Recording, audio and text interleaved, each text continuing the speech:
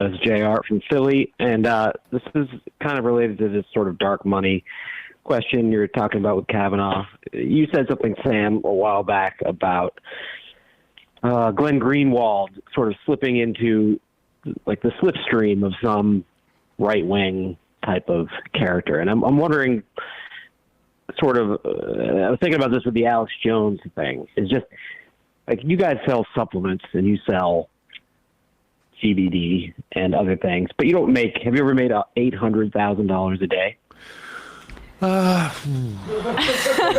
We ever made $800,000? You said $800,000? Yeah, that's apparently what Alex Jones made, or what InfoWars made in one day.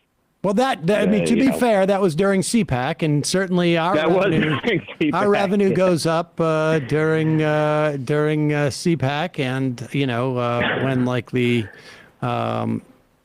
there are like socialist conferences, we get a big bump. No, we have not made.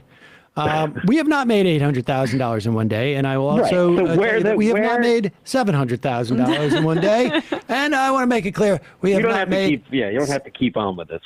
I mean, it's just insane that there's no way that people are buying that stuff. Like, so where is that money coming from? Like, I would imagine just to buy. If his numbers peak during a specific. Wait, pause it.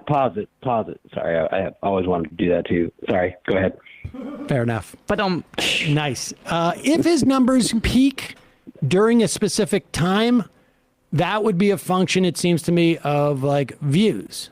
Like he's getting, an extraordinary amount of. I mean, I wonder how that could happen, but it also could be like he has increased sales that day too. Yeah, I think it's got to be a lot of sales because you'd have to get a lot of views to get $800,000 in a day. I can't quite figure out how that's. I mean, but think of how much Alpha Brain you'd have to sell to make $800,000.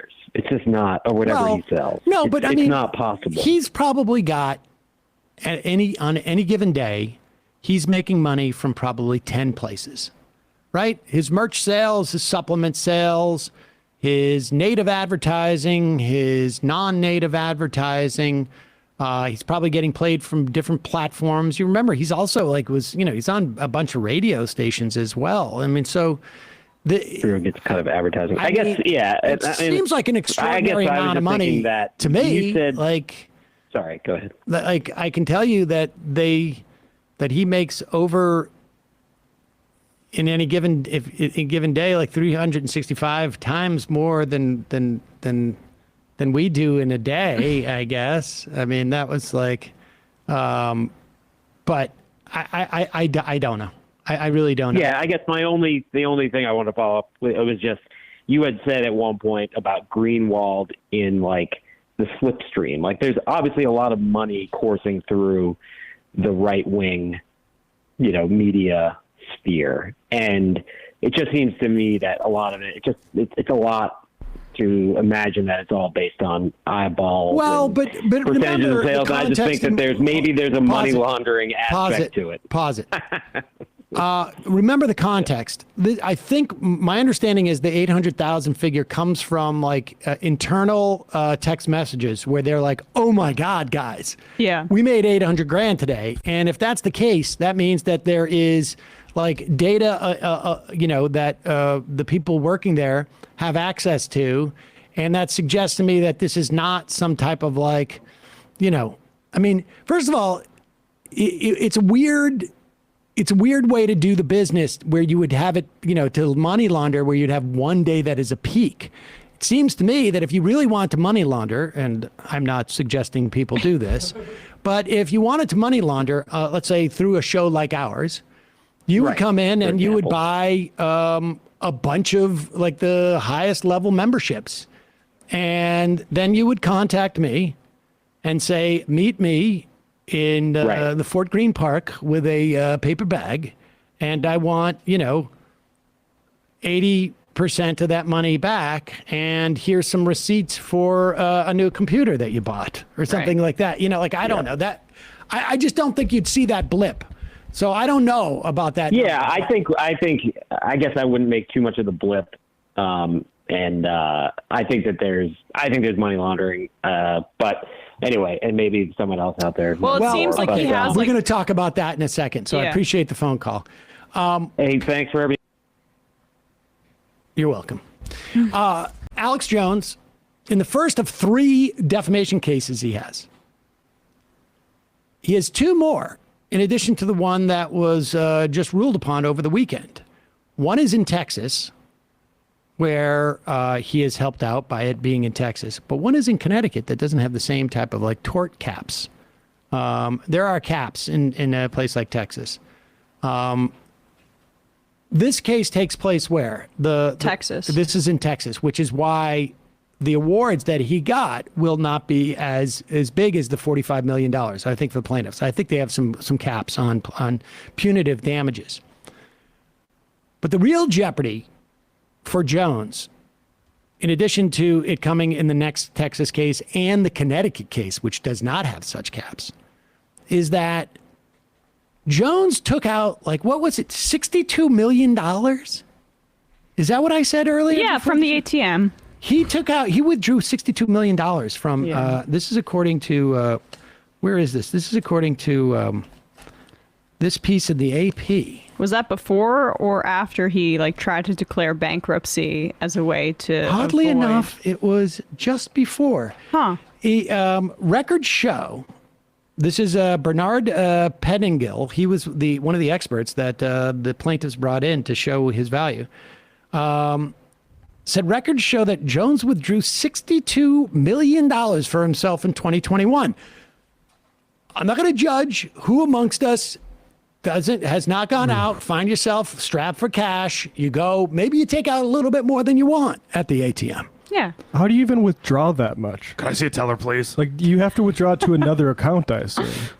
I would imagine you got to do it in chunks. And for me personally, I would do it all on American Express traveler's checks.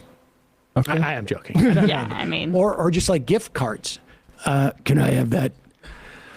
I'll take Visa gift cards just as good as cash. $50 million in 20s. And then the rest I will have in Gold bars. In an Amazon gift card. A few Target gift cards, You please. can get anything there. Anyways, so he's withdrawing all this money. And here's where the problem lies for Alex Jones, the genuine problem for Alex Jones. Because, incidentally, he is declared bankruptcy, which means that he goes in front of a bankruptcy court, which means there's a judge and there's forensic auditors who come in behalf of the creditors. Now, he's got creditors beyond these people in these legal cases. And if he's hiding money from a bankruptcy court, he is subject to a lot of liability because of that. And here is the plaintiff's lawyer who's making that very point. And none of us do. We don't know. I can explain it this way. There is as written on the statute and as could foreseeably be provided in this case, a $750,000 punitive damage cap per cause of action per defendant. Well, there's 3 causes of action, 2 defendants per. Ultimately adds up to there would be a practical cap if the statute is applied as written. It's something like $4.5 million. But we don't think that that's how this is all going to play out because, like I say, we have a litigible ability to challenge that cap on due process grounds. Much stronger than the claim that's currently going up to the Supreme Court on that MedMal case. We have a default judgment with presumed damages, and the constitutionality of that is super suspect.